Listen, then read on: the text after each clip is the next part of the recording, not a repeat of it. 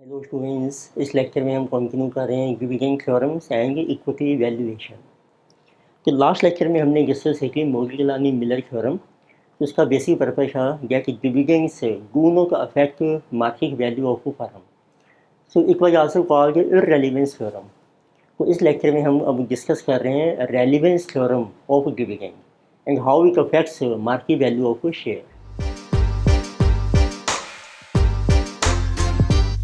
So it means this one is our relevance theorem.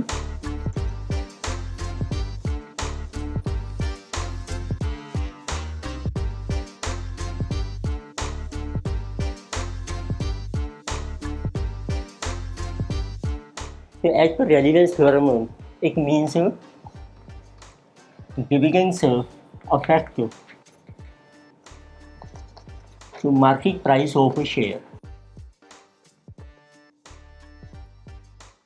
So let us see how dividends affect market price of share.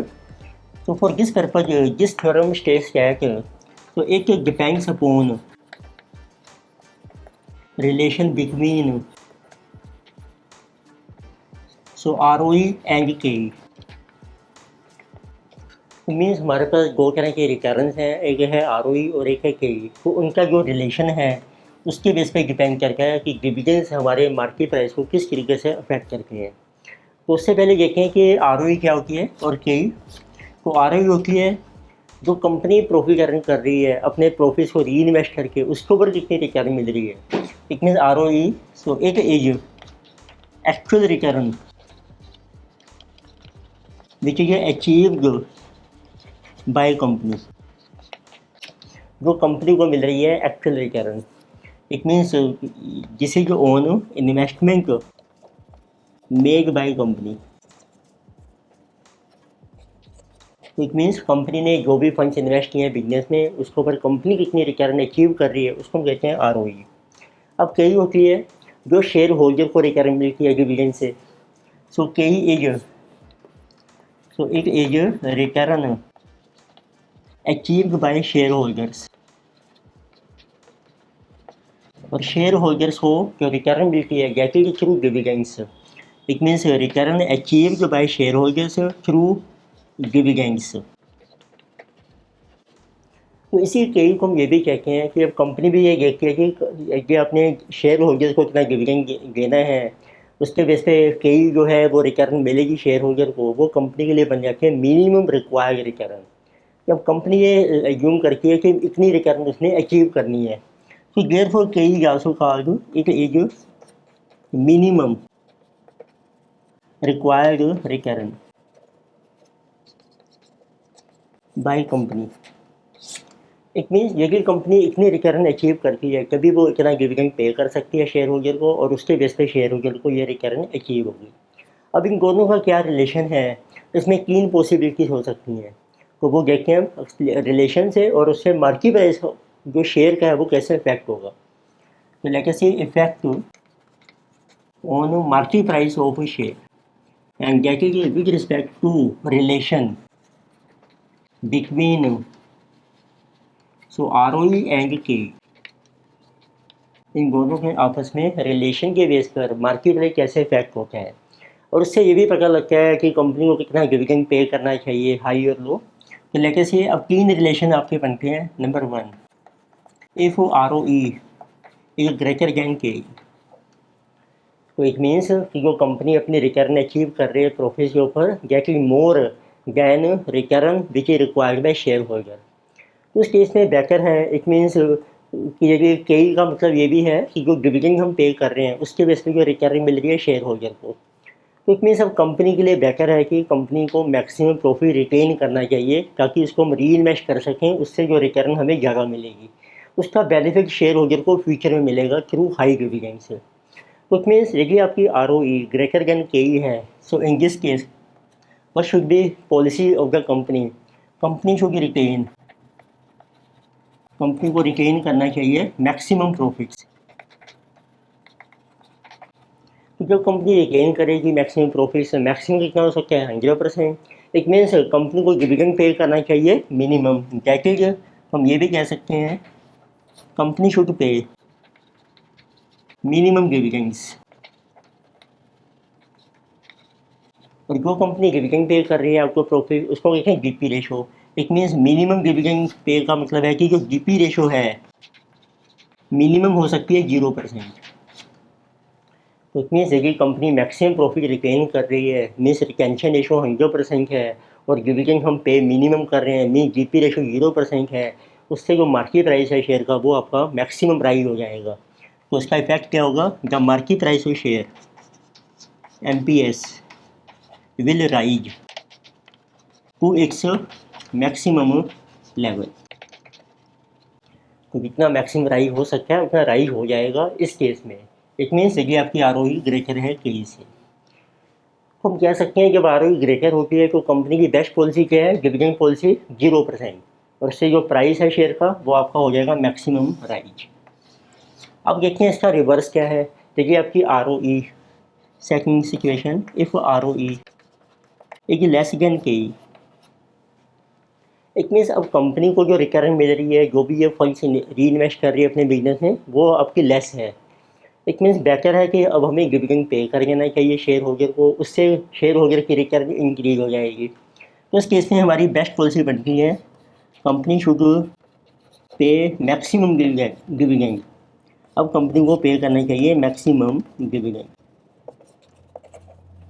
अब retain हम minimum करेंगे तो maximum कितना पे कर सकते हैं, दैट इज, तो इस केस में हमारी जो best dividend payout ratio है, DP रेशो, मैक्सिमम हो सकती है आपकी 100%। तो उससे क्या होगा, जब हम मैक्सिमम डिविडेंड पे करेंगे शेयर होल्डर को, उससे शेयर होल्डर की रिटर्न इंक्रीज होगी, विच इज मोर देन जो कंपनी की रिटर्न है, तो उससे मार्केट प्राइस जो है शेयर का वो राइज होगा टू इट्स मैक्सिमम। तो इट मीन्स इस सिचुएशन में आपका जो मार्केट प्राइस ऑफ शेयर है MPS will rise to its maximum level. तो आपने देखा इसमें दोनों कॉन्ट्राडिक्शन में है, एक में ROE ग्रेटर है और एक में ROE आपकी लेस देन है के से। और थर्ड पॉसिबिलिटी हो सकती है जब दोनों इक्वल हैं आपके, वो देखते हैं थर्ड सिचुएशन। तो कोई थर्ड पॉसिबिलिटी हो सकती है आपकी, if ROE is exactly equal to K, means अब जो कंपनी को रिटर्न मिल रही है और जो शेयर होल्डर को रिटर्न मिलेगी डिविडेंड से, दोनों सेम है। तो उस केस में हम कह सकते हैं अब कंपनी चाहे प्रॉफिट को रिटेन करे या वो डिविडेंड पे करे तो कोई इफेक्ट नहीं होगा। इट मीन्स कंपनी में रिटेन प्रॉफिट्स, वो रिटेन कर सकती है प्रॉफिट्स को, और पे डिविडेंड, या कंपनी डिविडेंड पे कर सकती है, and they have no effect,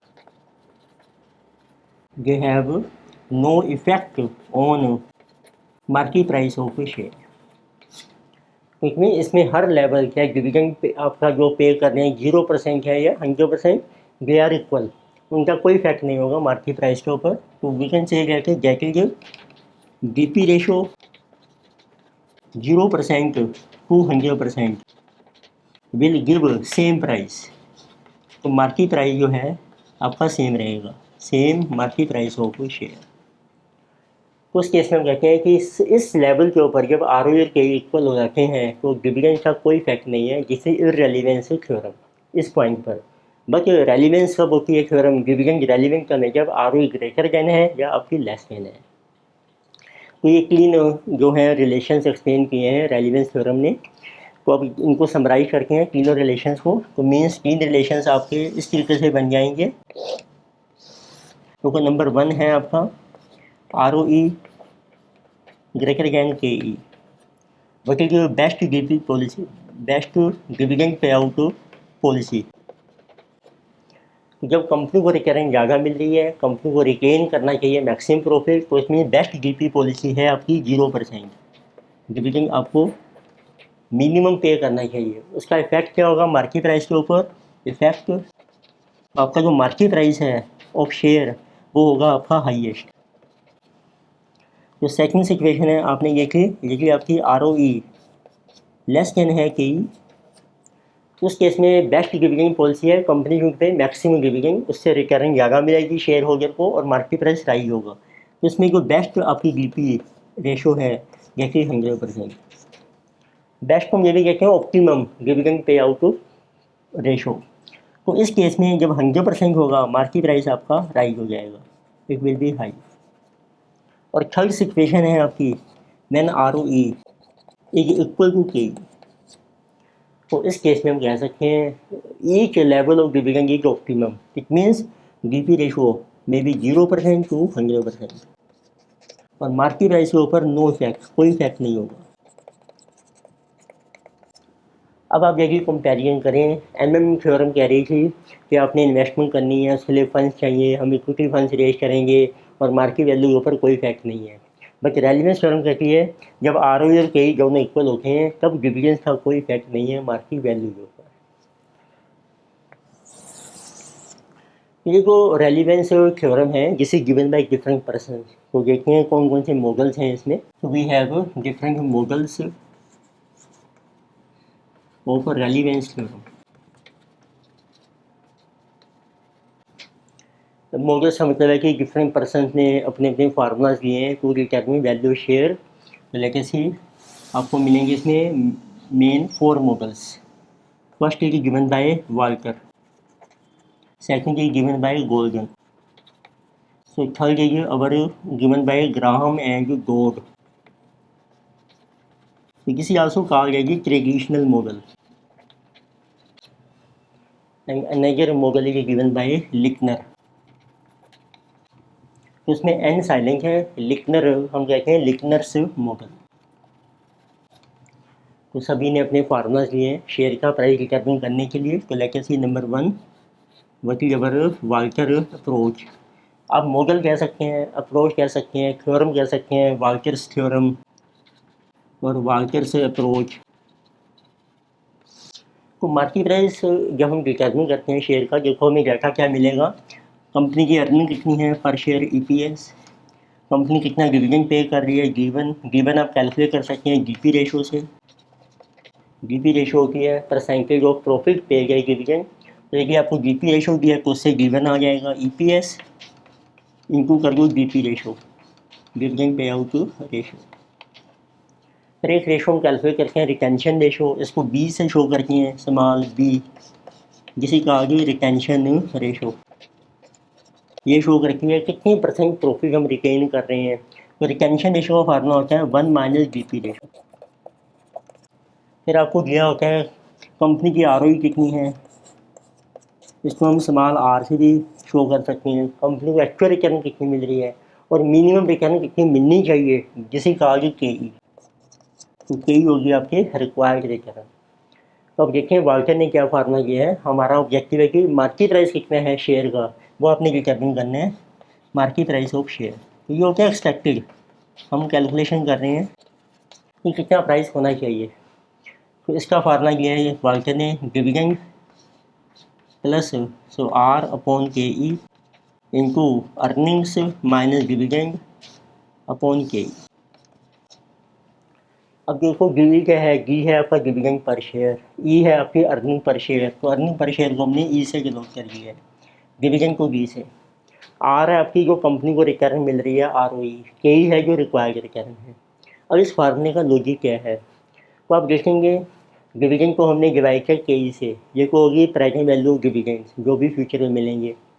earnings minus dividend होता है जो रिटेन कर रहे हैं प्रॉफिट, उसको हम री इन्वेस्ट करते हैं, उसके ऊपर आपको मिलेगी R मीन्स ROE, ये रिटर्न मिलेगी कंपनी को। तो ये एक तरीके से एक्स्ट्रा रिटर्न मिलेगी कंपनी को, और ये हर साल मिलती रहेगी। जो आपने एक बार प्रॉफिट रिटेन करके री इन्वेस्ट कर दिया है, तो वो भी बेनिफिट आपको फ्यूचर में मिलेगा पूरी लाइफ के लिए, उसकी भी निकालिए प्रेजेंट वैल्यू। फिर ये आप रिटेन करोगे हर साल, पहले साल रिटेन किया, फिर दूसरे साल करोगे, तीसरे साल। इट मीन्स ये जो बेनिफिट मिल रहा है ये भी परमानेंट और होल लाइफ मिलेगा, उसको फिर हमने किया कैपिटल आएगी।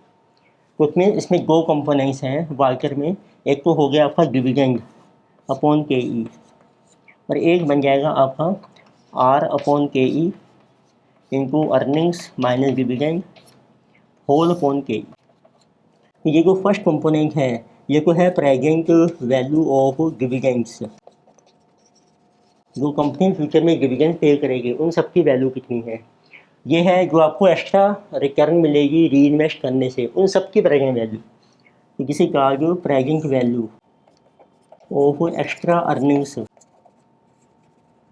फ्रॉम री इन्वेस्टमेंट, जब कंपनी अपने प्रॉफिट को री इन्वेस्ट करती है उससे आपको एक्स्ट्रा वैल्यू कितनी मिलेगी, उन दोनों को ऐड करके बनती है वैल्यू ऑफ शेयर। तो फार्मा थोड़ा सा लर्न करना पड़ेगा आपको, लॉजिकली समझ के, बट फिर आपको क्वेश्चन करना ईजी लगेगा। ये कि वाल्टर की अप्रोच ऐसे देखें, गोल्गन ने भी अपनी एक अप्रोच दी है to determine market price of share. तो second is over Gordon approach.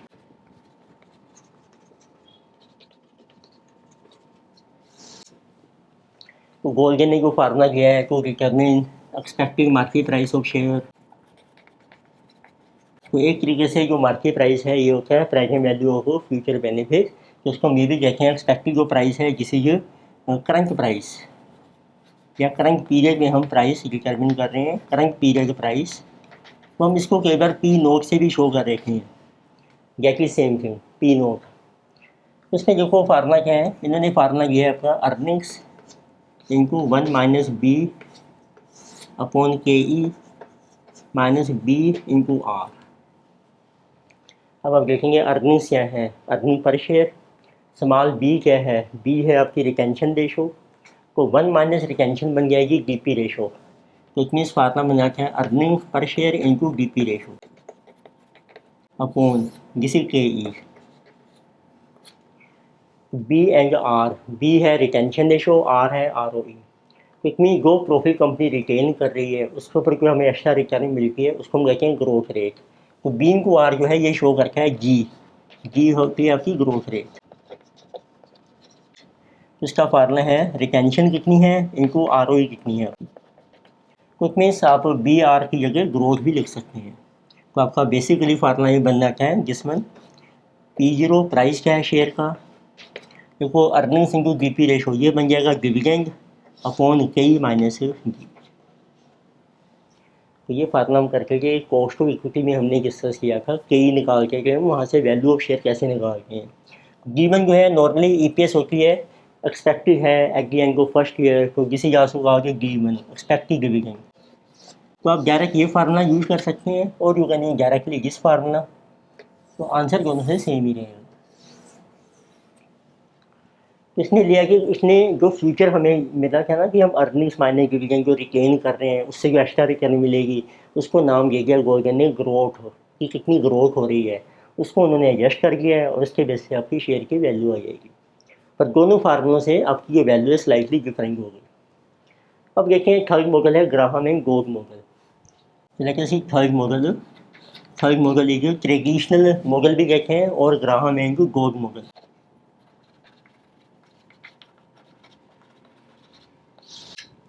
तो ग्राहम गोल्ड मॉडल ने एक फार्मूला दिया है प्राइस ऑफ शेयर को कैलकुलेट करने का। पहले फार्मूला देखें हैं जिसे कि M times dividend plus so E upon 3। तो इट मीन्स अब इसमें एम क्या है, एम है एक तरीके से आपका मल्टीप्लायर। ये सब आपने एक रेशियो एनालिसिस में देखा होगा, हम प्राइस निकालते हैं शेयर का, market price of share is EPS कितनी है आपकी इनटू प्राइस अर्निंग रेशो। तो जो पी रेशो होती है ना उसको भी हम देखें हैं अर्निंग्स का मल्टीप्लायर कितना है, किसी मल्टीप्लायर। देखो इस अप्रोच में हमने अर्निंग्स को फुल वेटेज दी है और उसको मल्टीप्लाई करके उसके मल्टीप्लायर से कि जो मार्केट प्राइस है शेयर का वो इतने टाइम्स है ईपीएस का। पर ग्राहम एंड गोल्ड ने दोनों को वेटेज दी है, डिविडेंड को भी, और हमने लिया है 1/3 ऑफ अर्निंग्स से। मीन्स इनडायरेक्टली इसने यूँ किया कि 2/3 अर्निंग्स हम एज ए डिविडेंड पे कर रहे हैं, ताकि टोटली अर्निंग ही बन जाएगी और उसको करके मल्टीप्लायर से मल्टीप्लाई। बाकी यदि डिविडेंड आपका कम ज़्यादा होगा तो वैल्यू आपकी फ्लक्चुएट करेगी। तो डी क्या है आपका डिविडेंड पर शेयर जीपीएस, और ई है आपकी अर्निंग पर शेयर, एम हो गया आपका मल्टीप्लायर। तो फार्मूला वेरी सिंपल है। नेक्स्ट देखते हैं फोर्थ है अब लिकनर मॉडल। लिकनर ने अपना एक फार्मूला दिया कि डिविडेंड हम कैसे डिटरमिन करते हैं।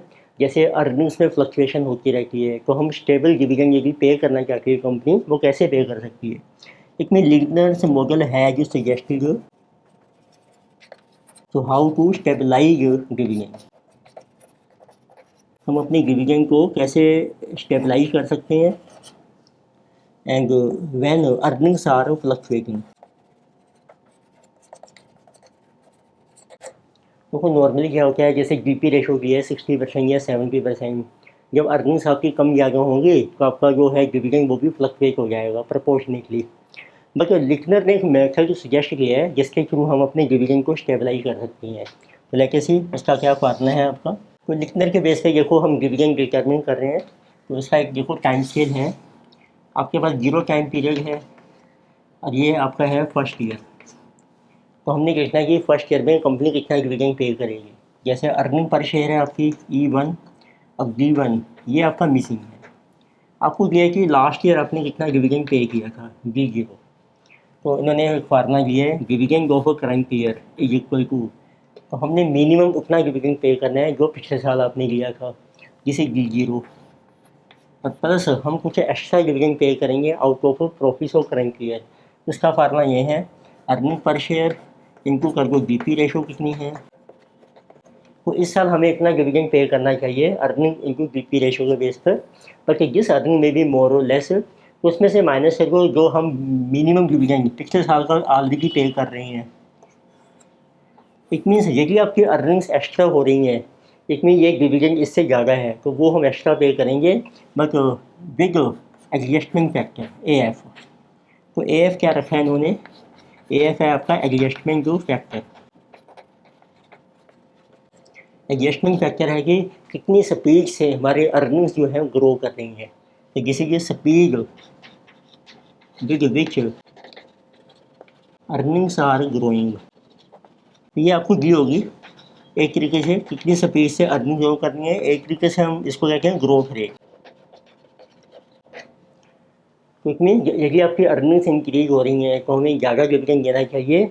Earnings into BP ratio minus पिछले साल का लेस करके इंटू कर दो ग्रोथ रेट, वो हमने ऐड कर देना है पिछले साल के डिविडेंड में। तो ये एक लिखनर ने अपना स्पेसिफिक फार्मूला दिया है हाउ टू स्टेबलाइज डिविडेंड्स। तो प्रैक्टिकली जो लिखनर का फार्मूला है ज़्यादा यूज नहीं होता है। तो मेनली एग्जाम से वो क्वेश्चन आपको पूछते हैं Modigliani Miller theorem, Walter model and जो गोल्डन मॉडल। तो थ्योरेटिकली क्या कहना ask then you must know. तो अब एक एग्जाम्पल डिस्कस करते हैं टू एक्सप्लेन दिस वाल्टर और गोल्डन मॉडल।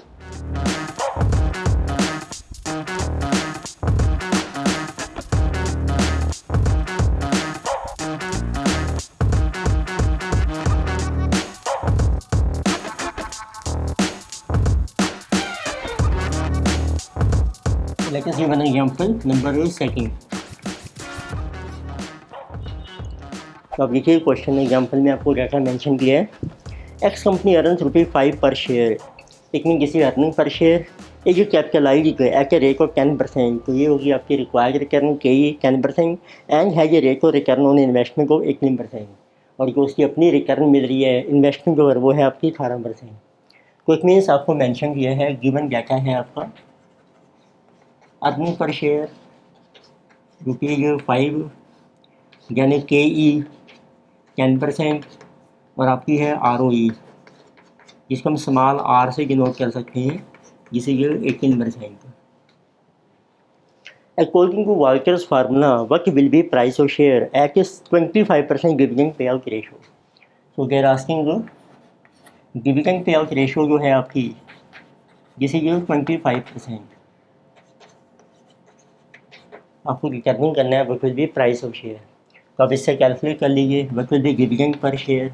अर्निंग्स है आपकी 5 इंटू 25% 1.25। अब फार्मूला अप्लाई करके हैं H Walter model price of share ये dividend plus R/KE into earnings minus dividend upon KE। तो इसमें पुट कर लीजिए डिविडेंड है आपका 1.25, R है आपकी रिटर्न ROE जो कंपनी को मिल रही है 18%, KE है आपकी 10% 0.10, अर्निंग्स है आपकी 5 minus dividend 1.25 whole divided by KE 0.10।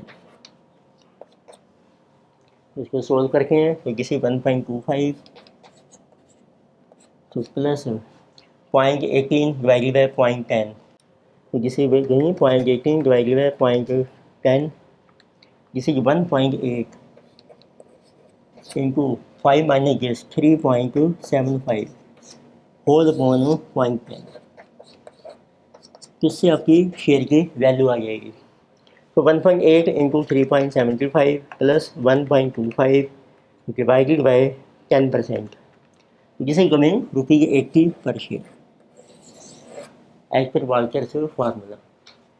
तो नेक्स्ट उन्होंने पूछा है,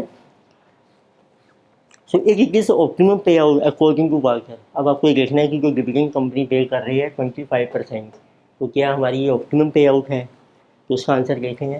तो सेकंड पॉइंट, उसके लिए आपको ना कंपेयर करना है रिलेशन बिटवीन के ई एंड आर ओ ई को। तो लेकर से तो बची के ऊपर आर ओ ई है आपकी 18%, जिस is more than K E of 10%। तो since R O E more than K E, it mean company achieving high return by investing its own profits. तो इस केस में जो है आपकी what should be best BP ratio. So best BP ratio होनी चाहिए आपकी कि कंपनी को मैक्सिमम प्रॉफिट रिटेन करना चाहिए, मिनिमम डिविडेंड पे करना चाहिए, मिनिमम कैन बी 0%। अगर कंपनी अभी डिविडेंड पे कर रही है 25%, इट मीन्स सो प्रेजेंट जो आपकी डिविडेंड पॉलिसी है डीपी 25% इज नॉट ऑप्टिमम, ये आपकी ऑप्टिमम पॉलिसी नहीं है, ये नॉट बेस्ट। तो थर्ड मैंने एक पॉइंट और पूछा है, so what will B market price of share eight optimum pay out ratio. अब आप देखिए कि हम optimum pay out ratio follow करते हैं, तो आपने देखा ऑप्टिमम कौन सी है, ऑप्टिमम में बेस्ट वो है 0%। तो 0% के बेस पर आपका क्या प्राइस होगा शेयर का। तो आपने देखा कि ऑप्टिमम पे आउट रेशो है 0%, तो हमने देखना है कि 0% पे अब क्या प्राइस है शेयर का, वो हमने कैलकुलेट करना है।